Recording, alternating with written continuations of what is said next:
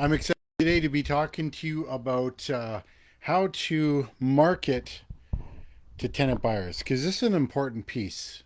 For those of you who've got rental properties or looking to get rental properties or rent own, and you're looking to find great tenants, this is super important because it's a process. First of all, you got to market to them, and then you've got to qualify them. So last week we talked specifically about how to qualify them, right? So if you missed that, just go to my YouTube channel, Creative Investor, and you can see the replay of that.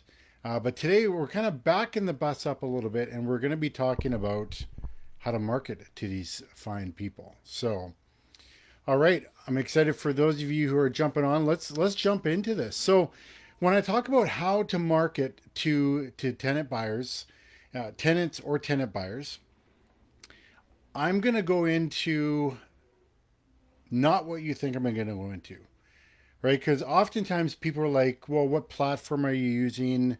What sort of ads are you using and all that sort of stuff. Should I have a website?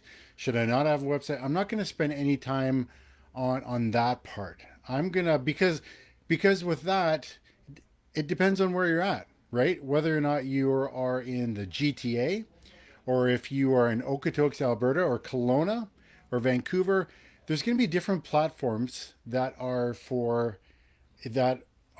attracted in those areas, right? So, for example, here in Winnipeg, what's really attractive for tenants to find properties? There's a whole bunch of platforms, but the most common ones are Kijiji and Facebook Marketplace. Now, you might say, well, Craigslist is really popular in our area, or you might say, uh, Castnet for those of you in the Okanagan Valley, right? So there's all these different platforms, and really, what you need to do with those is you need to just get out there and try it, and find out which one works for you. Because as an example, a number of years ago, before Facebook Marketplace was really starting to take off, there I was using Kijiji, getting great results. Thought I would try Facebook Marketplace. Actually paid for the advertising, and it just rendered tire kickers, and that was of no use to me. Now, fast forward a couple of years, Facebook Marketplace has actually been really good in my market.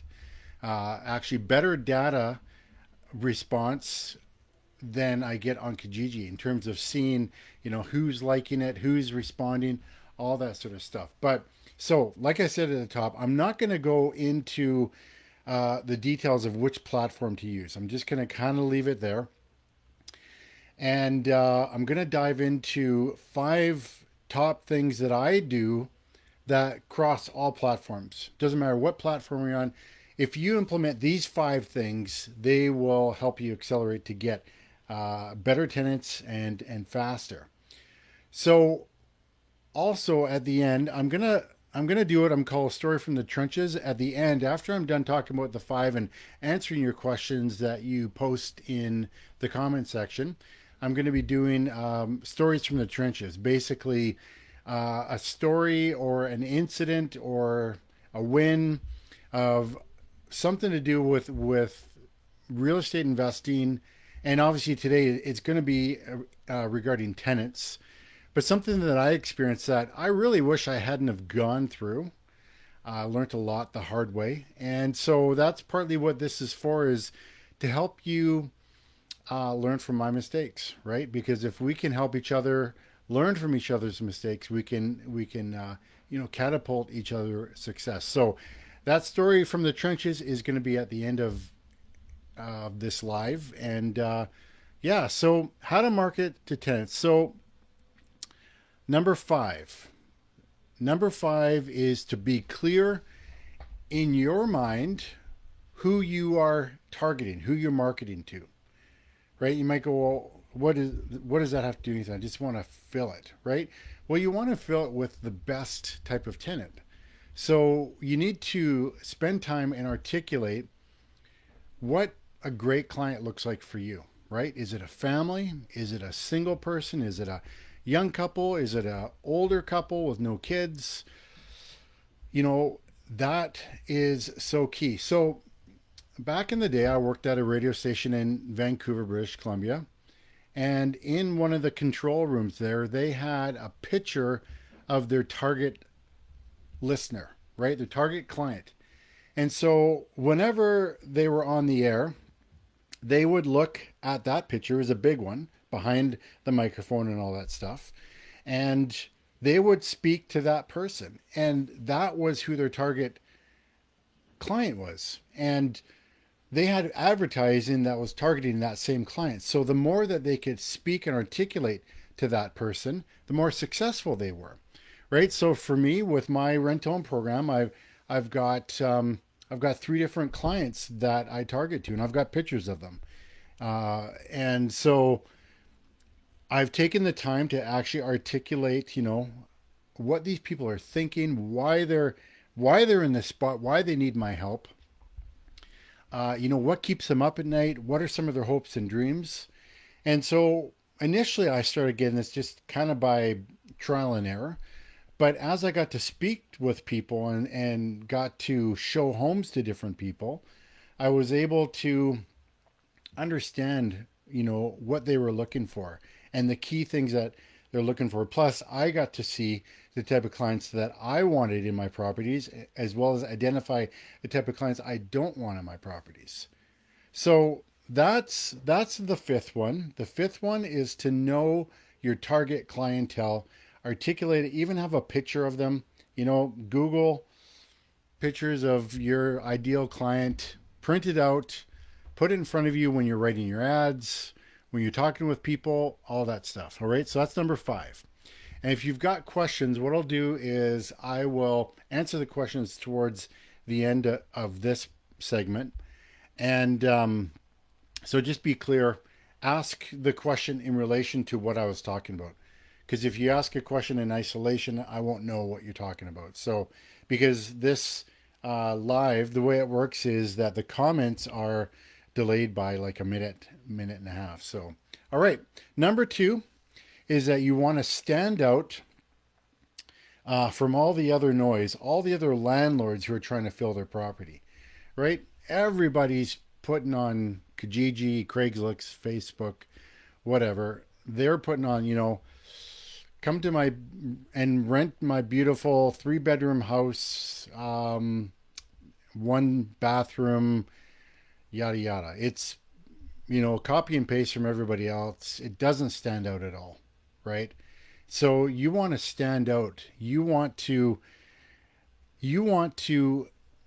do things that make your target tenant buyer go, oh, this really gets me.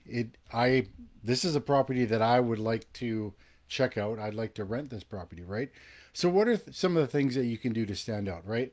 A couple of them I'm going to go into a little bit later, but let me jump into number three. I've done five. That was four. Number three and number two directly relate with number four, which is stand out. So the first thing there is to paint a picture through your words in your advertising, right? So I've had it where I've been trying to move a property, beautiful property, but I just couldn't move it. I couldn't fill it very quickly, and my coach said to me, "Well, what are you doing to capture their attention? What are you doing to help them see the vision of the property that you see? Because maybe you're just not articulating it well enough." So I started to do some creative writing, and you can get other people to do this if writing's not your thing, if creativity is not your thing. You can easily get other people to do this for. Fiverr is a great example. Spend $5 or $6 or $10. Get someone to write creative copy for your ad. Easy. So, does what are the key benefits of your property? Just brainstorm. What are those real quick? List them out. It's got a beautiful, bright kitchen that overlooks a green space, your backyard or park or whatever, right? So, what are some other things? The master bath is gorgeous. It's like a retreat in there. It's kind of like a spa. The the rec room in the basement is not a dungeon. It's not dark. It's not dreary. It's bright. It's spacious. It's got big windows. These are all things that are maybe the benefits of your property. Well, now you want to start speaking to those things. So, for example, with the kitchen I talked about, talk about preparing a delicious meal for your friends or family while they're out looking in the backyard. So if it's, let's say that it's Easter that season, you could say, what, as your friends and family are in the backyard preparing for an egg hunt, you're in with your great friend or your mom or your daughter, whatever, creating this delicious Easter meal for your friends and family, right? I know I'm totally butchering it, but you get the idea. You paint a picture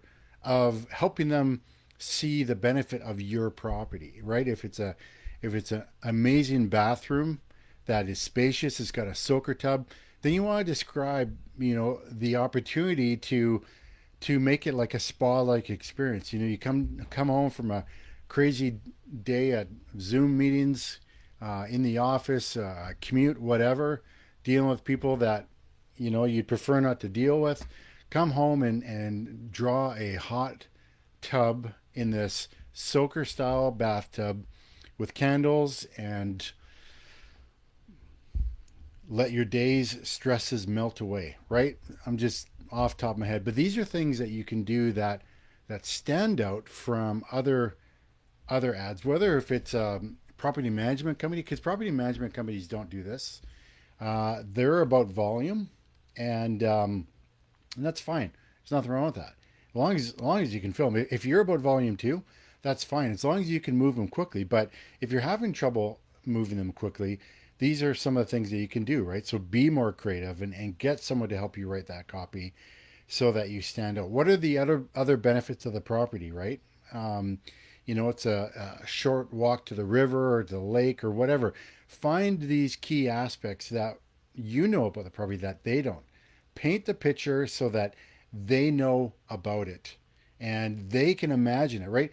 The key thing to be able to do in these situations is if you can describe it and see it in your mind's eye as you're describing it or as you're writing it, that means other people can embrace it too, right? Because when I'm trying to tell a story and I'm distracted and I'm actually the story's not in my mind's eye, and I'm trying to tell this story from memory, without imagining it, I don't do a very good job of communicating that with people. But when it's in my mind's eye and I can picture that, the beautiful kitchen overlooking the backyard with the kids playing in the beautiful play structure with their dog in the lovely fenced in yard, right? People can get their head around that, and that's what pulls them in, right? So that's key, and with that comes the next step, which is my number. Let's see here, number two, my second item, my number two. So I've gone five all the way through to two. Have great photos, and I know you can say that's, well, everybody knows that, but I'm serious. Like, lots of people will take crappy pictures with their phone. Now, and lots of people don't use photos, right? And even when, if you're on side note kind of with this, if you're on Facebook or Instagram or anything like that, and you're trying to attract investors without calling for investors, and if you know what I mean by that, you're not advertising, because you can't advertise for investors. Pictures do amazing with that, right? Especially if it's of yourself in front of a project or a property, and you tell a story. But when it comes to finding tenant buyers for your property, good pictures are super important. And yes, nowadays the phones can take amazing pictures, but you may not be a great photographer, understanding light and contrast and all that sort of stuff. So, for example, don't take a picture of a room with, it's got stuff everywhere. Even just a little bit of stuff on a photo looks cluttered, right? So you want to declutter as much as possible, and great lighting, and get back in such a way that It really shows the room. Now, if you don't have that skill, that's fine. You can easily get someone else to do it for minimal money. You can pay people, right? I've got a photographer, kind of a standalone rate.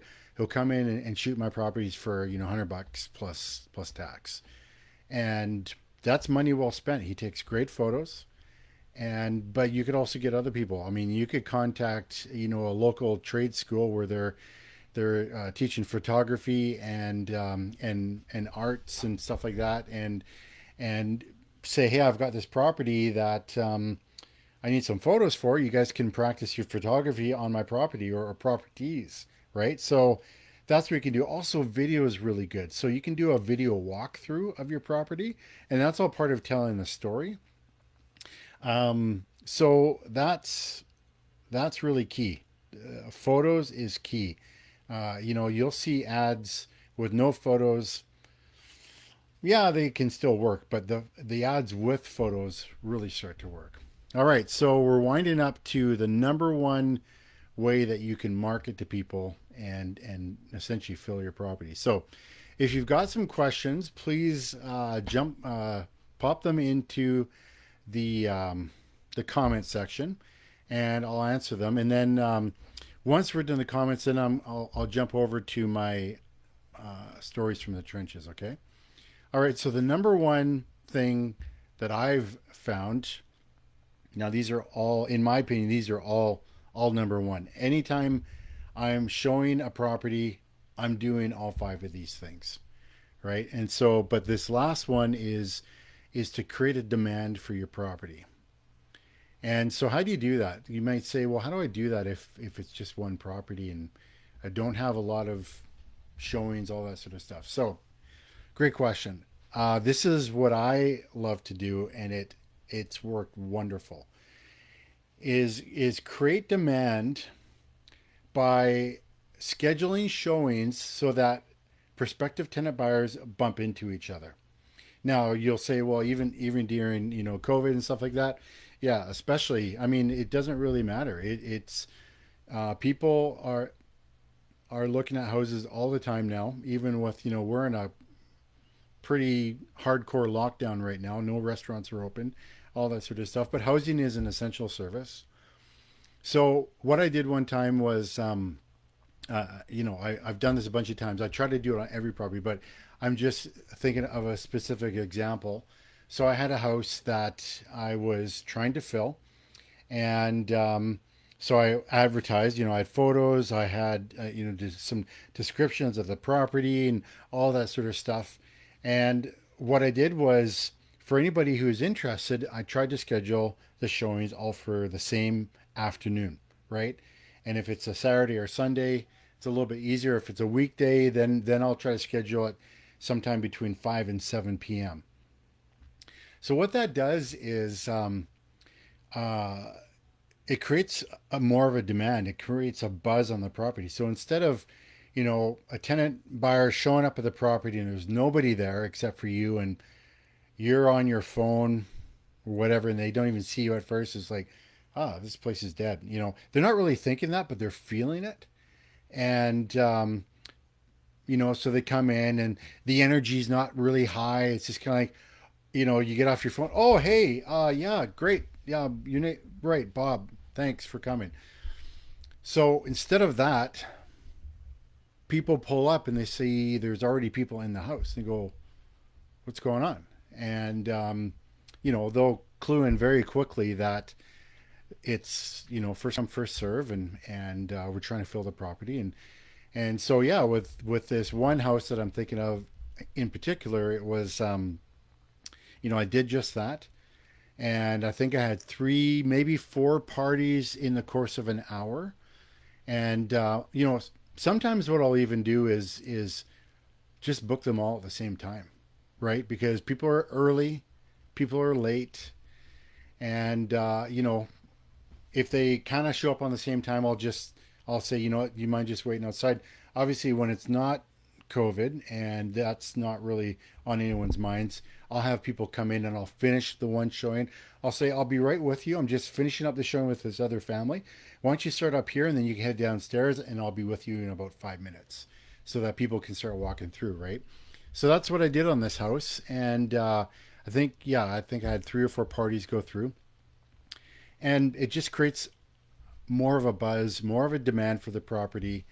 I had one other property where the buzz was so strong because multiple parties wanted the property. I had people saying, can I give you my deposit right now?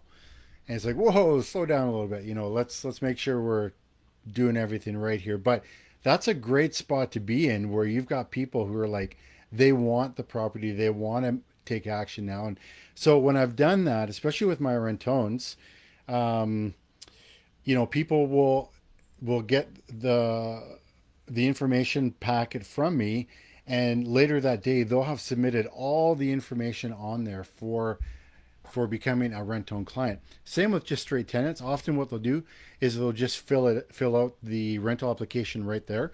When I do rent-owns, obviously my application process is a little more robust, a little more detailed, especially when we're pulling credit and all that stuff. But yeah, it creates this demand, and so I've been able to fill houses fairly quickly when I do it that way, and it just creates a supply and demand, right? We're seeing it right now with lumber, and we're seeing it with houses. Depending on where you're at, we're seeing it in a bunch of different stuff. So, supply and demand is an issue on a whole bunch of things here in 2021. And it's a buzz. People are scrambling for stuff, and I don't like being in that spot myself personally. But sometimes, you got to make a decision quickly, and so I like to create these environments where the energy is up at the property. Multiple people are looking at it, and even if I get 1 or 2 people that I know I want, if anybody else says, "Can I see it?" Normally I would be like, like if someone calls me up and says, "Hey, can I see this rent-own property?" And I try to do the pre-qualifying, and they're like resistant. They'll say, "Well, you know what? I want to know if I like the property first before I do the rent-own." And it's like, you know, that doesn't really fly because someone's going to be wasting somebody's time. Because if you don't have any money to put down or you don't have an income, what's the point of seeing this rent-own property, right? And so typically with those people, I don't show the property to. But there is the case in which I will show them the property is if I've already got a couple other kind of pre-qualified tenant buyers.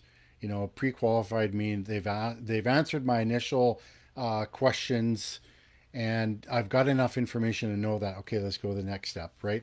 And this is on house first properties, right?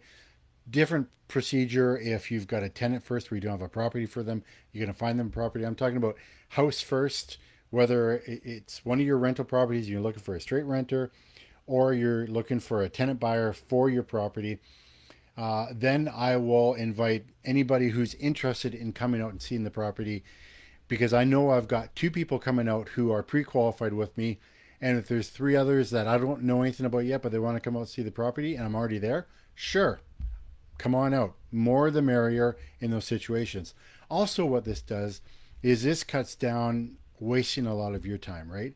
So rather than showing the property, tonight at 5 o'clock for one person and showing it tomorrow afternoon for someone and Saturday morning for a third party, you're making 3 trips. That's a lot of time. You schedule it where it's like, okay, well, I can show you Saturday morning at 10:30, and you tell all these people right around 10:30 is when you're going to see it. Now you may have a person say, well, I can't make it at that time. That's fine.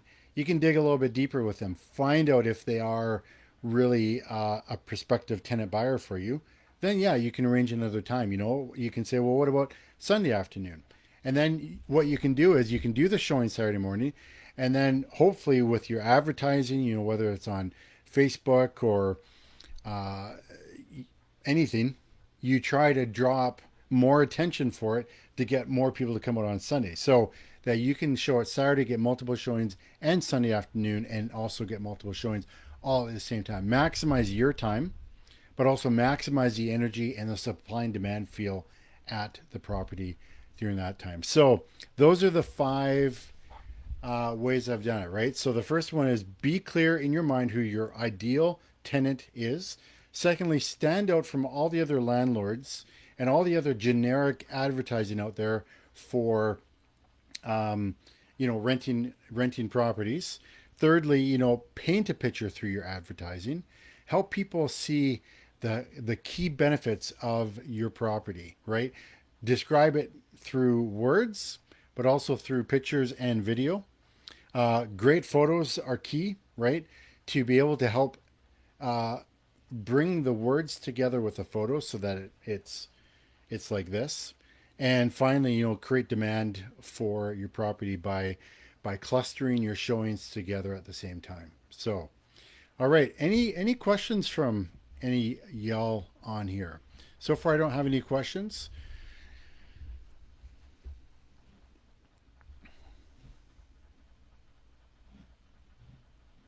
All right, so what I'm going to do is, if those questions roll in, that's great. Like I said, it takes about a minute and a half for stuff to roll in.